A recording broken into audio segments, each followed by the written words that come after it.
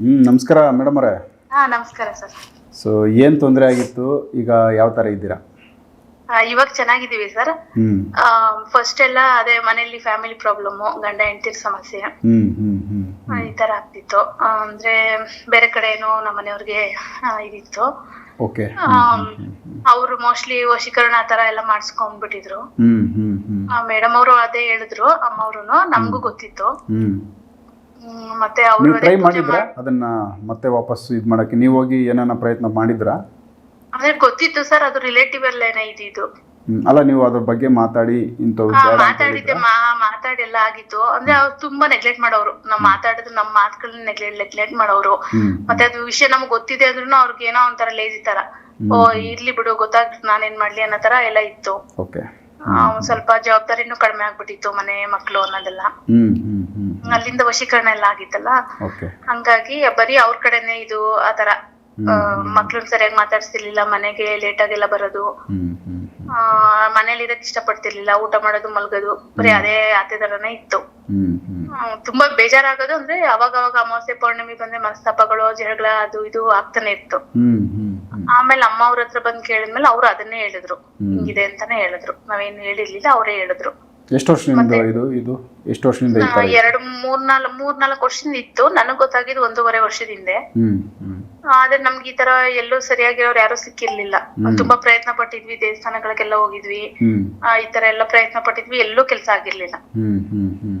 ಸುಮ್ನೆ ಆಗ್ಬಿಟ್ಟಿದ್ವಿ. ಆಮೇಲೆ ನಿಮ್ ಮೂಲಕ, ನಿಮ್ ಚಾನೆಲ್ ನೋಡ್ತಾ ಮೂಲಕ ಇವ್ರದ್ದು ನಂಬರ್ ಸಿಕ್ಕಿ ಇವ್ರಿಗೆ ಫೋನ್ ಮಾಡಿದ್ಮೇಲೆ ಬನ್ನಿ ಮಾತಾಡೋಣ, ಬನ್ನಿ ಇಲ್ಲಿಗೇನೆ ಅಂದ್ರು. ಸರಿ ಅನ್ಬಿಟ್ಟು ಹೋದ್ವಿ. ಒಂದ್ಸಲ ಅವ್ರು ಜಾಸ್ತಿ ಮಾತಾಡಲ್ಲ, ಆದ್ರೆ ಕೆಲಸ ತುಂಬಾ ಚೆನ್ನಾಗಾಗತ್ತೆ ಸರ್.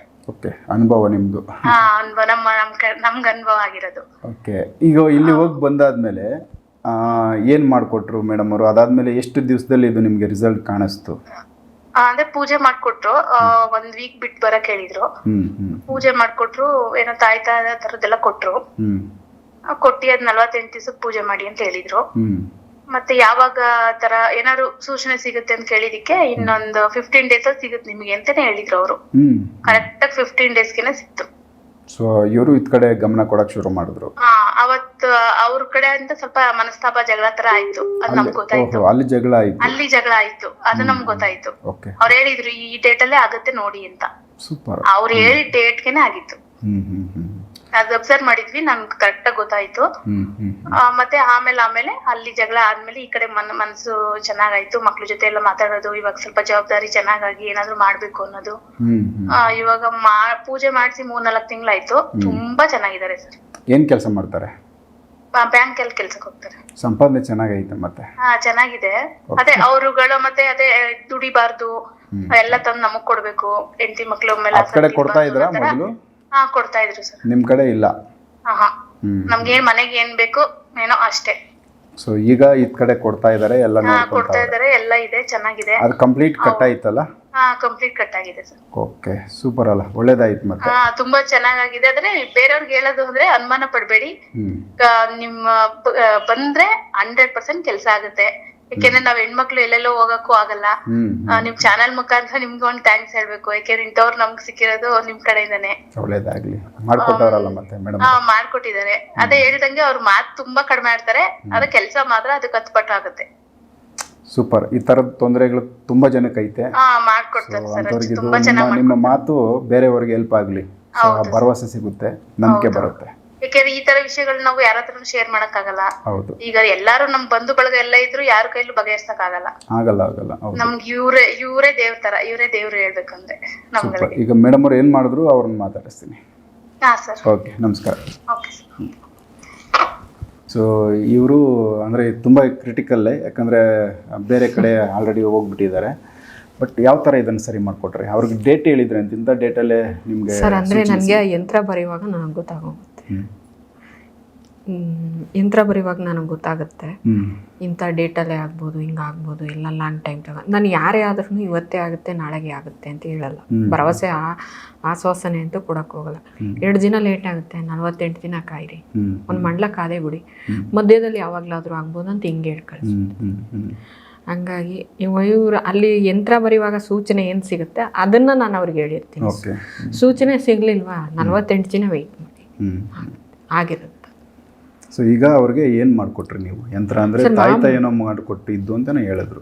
ತಾಯ್ತ ಯಂತ್ರ ಅಂತ ಅಂದರೆ ಕುತ್ತಿಗೆಗೆ ಕೊರಳಿಗೆ ಕೊಟ್ಟಿದೆ. ಈಗ ಅವ್ರ ಹೆಸರದ ಬಲದ ಮೇಲೆ ಹೆಂಗೋಗುತ್ತೆ ಅದ್ರ ಮೇಲೆ ಡಿಪೆಂಡ್ ಮಾಡಿ ಕೊರಳಿಗೆ ಕೊಟ್ಟಿದೆ ಒಂದು ತಾಯ್ತನ, ಮತ್ತು ಒಂದು ಕುಡಿಕೆ ಮನೇಲಿ ಇಟ್ಟು ಪೂಜೆ ಮಾಡೋದು ಅಷ್ಟೇ.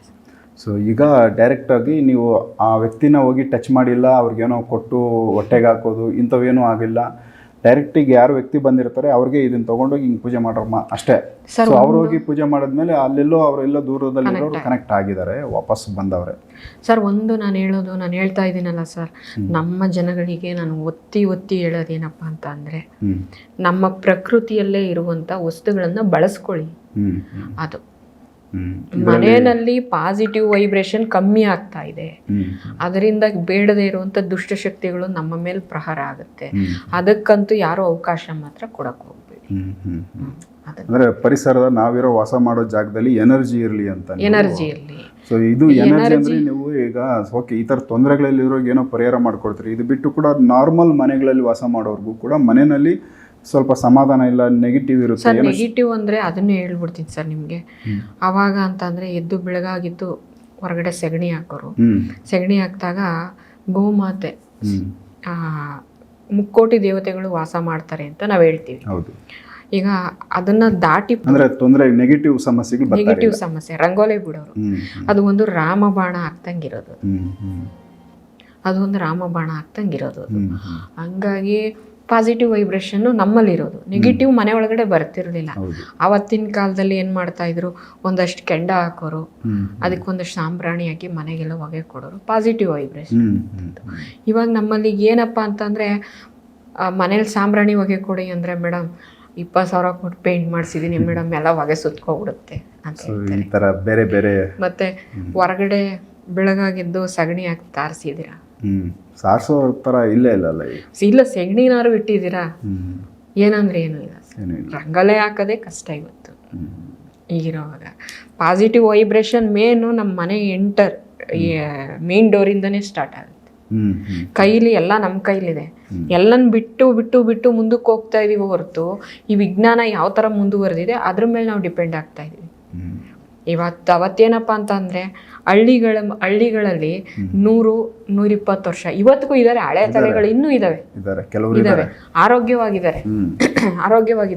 ಇವತ್ತು ನಾವೇನಪ್ಪ 50 ವರ್ಷಕ್ಕೆ ಹಾರ್ಟ್ ಅಟ್ಯಾಕ್ ಆಯಿತು, 45 ವರ್ಷಕ್ಕೆ ಹುಡುಗರು ಅಂದ್ರೆ ನಾವು ಅವರಷ್ಟು ಬರೋಕ್ಕಾಗಲ್ಲ ಸರ್.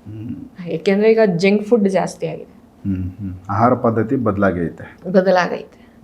ಯಾವುದೇ ಒಂದು ಮಿಕ್ಸಿ, ಕುಕ್ಕರು, ಗ್ಯಾಸು, ಇದು ಅಂದರೆ ಇದನ್ನ ನಾವು ಯೂಸ್ ಮಾಡೋಣ, ಪರವಾಗಿಲ್ಲ, ತೊಂದರೆ ಇಲ್ಲ. ಆದರೆ ಹೊರಗಡೆ ತಿನ್ನುವಂಥ ತಿಂಡಿಗಳು ಸ್ವಲ್ಪ ಕಮ್ಮಿಯಾಗಿ ಮನೆಯಲ್ಲಿ ನಾವೇ ಮಾಡಿದಂಥ ಫುಡ್ಗಳನ್ನ ತಿಂದರೆ ಸ್ವಲ್ಪ ಆರೋಗ್ಯ ಸುಧಾರಣೆ. ಸೊ ಇವೆಲ್ಲ ನಮ್ಮಲ್ಲಿ ಬದಲಾವಣೆಗಳು ಆಗಬೇಕು, ಆದರೆ ಯಾರೂ ಮಾಡ್ಕೊಳ್ಳಲ್ಲ, ಅಭ್ಯಂತರ. ಸೊ ಇದೊಂದು ಎನರ್ಜಿ ವಿಚಾರ ಸರ್. ಅಂದರೆ ಎನರ್ಜಿ ಅಂತ ಅಂದರೆ ಮನೆಯಲ್ಲಿ ಧೂಪ ಕೊಡೋದು, ಯಾವುದೇ ದುಷ್ಟಶಕ್ತಿಗಳಿದ್ರೂ ಹೊರಗಡೆ ಹೋಗುತ್ತೆ. ಈಗ ಆ ಧೂಪ ಕೊಡೋವಾಗ ಆ ಧೂಪಕ್ಕೆ ಸ್ವಲ್ಪ ಬಿಳಿ ಸಾಸಿವೆ, ಸಾಂಬ್ರಾಣಿ, ಗುಗ್ಗುಲ ಅಂತ ಅಂಟು ಥರ ಸಾಂಬ್ರಾಣಿ ಬರುತ್ತೆ, ಅದು ಆನೆಲದ್ದಿ, ಸ್ವಲ್ಪ ಗಂಧದ ಚಕ್ಕೆ, ಗ್ರಂಥಿಗೆ ಅಂಗಡಿಲಿ ಸಿಗುತ್ತೆ ಗಂಧದ ಚಕ್ಕೆ, ಅದನ್ನ ಒಂದಿಷ್ಟೇ ಎಷ್ಟು ಕಡ್ಡಿನ ಕಟ್ ಮಾಡಿ ಅದನ್ನ ತಂದು ಒಂದು ಪೀಸ್ ತಂದರೆ ಹಾಕ್ಬೋದು, ಸ್ಯಾಂಡಲ್ ಕಡ್ಡಿ. ಸೊ ಇದು ಮನೆಯಲ್ಲಿ ಪಾಸಿಟಿವ್ ವೈಬ್ರೇಷನ್ ಇರುತ್ತೆ. ತುಂಬ ಇದು, ಯಾಕಂದರೆ ಎಲ್ಲರೂ ನಮ್ಗೆ ಸಿಗೋ ಗಿಡಮೂಲಿಕೆಗಳು ಅವುಗಳನ್ನ ಬಳಸ್ಕೊಂಡು ನಮ್ಮಲ್ಲಿ ಎನರ್ಜಿ ಲೋಡ್ ಮಾಡ್ಕೊಳ್ಳೋದು, ಮನೆಯಲ್ಲಿ ಆ ಒಂದು ವಾತಾವರಣ, ಅಟ್ಮಾಸ್ಫಿಯರ್ ಪಾಸಿಟಿವ್ನೆಸ್ ಮಾಡ್ಕೊಳ್ಳೋದು. ಸೊ ಒಬ್ಬರು ಮಾತಾಡಿದ್ರು ಅವರು, ಯಾಕಂದರೆ ಸ್ಪೆಷಲ್ ವಿಚಾರನೇ ಐತೆ. ಗಂಡ ಬಂದು ಬ್ಯಾಂಕ್ ಎಂಪ್ಲಾಯಿ, ಬಟ್ ಬೇರೆ ಯಾವುದೋ ಒಂದು ಇದ್ರ ಕಡೆ ವಾಲ್ಬಿಟ್ಟಿದ್ರು, ಕುಟುಂಬದ ಕಡೆ ಗಮನ ಇರಲಿಲ್ಲ. ಬಟ್ ಮೇಡಮ್ ಅವರು ಅದನ್ನು ಅವ್ರಿಗೆ 100% ಇಂಥದ್ದೇ ದಿವಸ ಇಂಥದ್ದು ಕ್ಲಿಯರ್ ಆಗುತ್ತೆ ಅಂತೇಳಿ ಒಂದು ಸೂಚನೆಯನ್ನು ಕೊಟ್ಟು ಅದು ಕರೆಕ್ಟಾಗಿ ಆಗಿ ಅವ್ರಿಗೆ ವಾಪಸ್ ಬಂದವ್ರು ಯಜಮಾನರು. ತುಂಬ ಖುಷಿಯಿಂದ ಮಾತಾಡಿದ್ರು. ಸೊ ಇದು ರಿಸಲ್ಟು ಕೊಟ್ಟಿದ್ದಾರೆ. ನೆಕ್ಸ್ಟ್ ಇನ್ನೂ ಇದೇ ಥರದ್ದೇ ಬೇರೆ ವಿಚಾರಗಳನ್ನ ಮೇಡಮ್ ಅವ್ರ ಜೊತೆ ಮಾತಾಡ್ತಾ ಹೋಗ್ತೀನಿ. ಎಪಿಸೋಡ್ ನೋಡ್ತಾ ಹೋಗಿ. ನಮಸ್ಕಾರ.